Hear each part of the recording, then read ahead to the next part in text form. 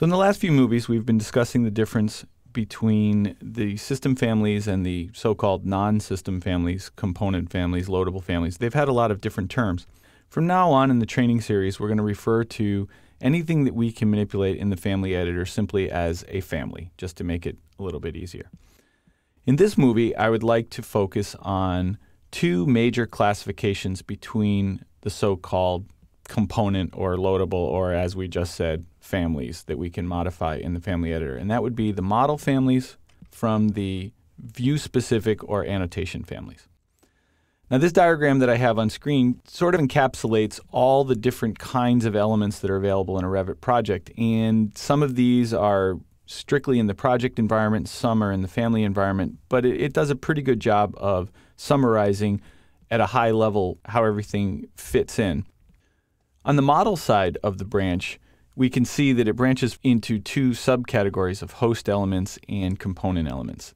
Now, host elements is really just another name for system families, and so those aren't the ones we're going to be talking about. You can see from the diagram it's the walls, the floors, the roofs.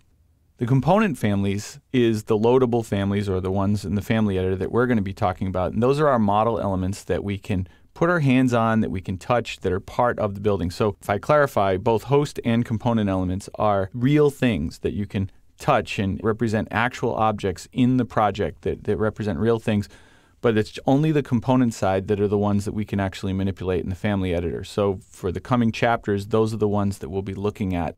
We'll be building furniture examples. We'll look at some door examples. We have a few different types of families that we're going to focus on the component side. But they all represent real things in your project, actual objects that either get installed in place or built in place. On the annotation or view-specific side, we're talking about descriptive items that get added on top of the view that are not real things. You don't actually build them, but they describe your design intent. They describe what the drawing is showing in further detail and make it easier for the end user of that drawing to understand what they're looking at. Those include symbols, tags, text, or dimensions. Now, text and dimensions are actually system families, so we won't be manipulating those in the family editor. But tags or symbols are things that we can manipulate in the family editor, and those will be among the first examples that we look at together in the family editor in the next chapter. Detail components are also on this side of the branch, and so those are also view-specific items that can be manipulated in the family editor as well. Now, I haven't really highlighted the middle part of this diagram because, for the most part, those items are not families that we can manipulate. They are important and they are in our software, and we manipulate and work with those in our projects all the time, but they're not things that we'll be discussing in terms of the family editor. However, reference planes on the datum element branch are going to be very important, and so when we get to our model families, we'll talk about that a little bit more. As we can see in this diagram, there are many different kinds of families, but only certain ones really concern us when we're talking about the family editor.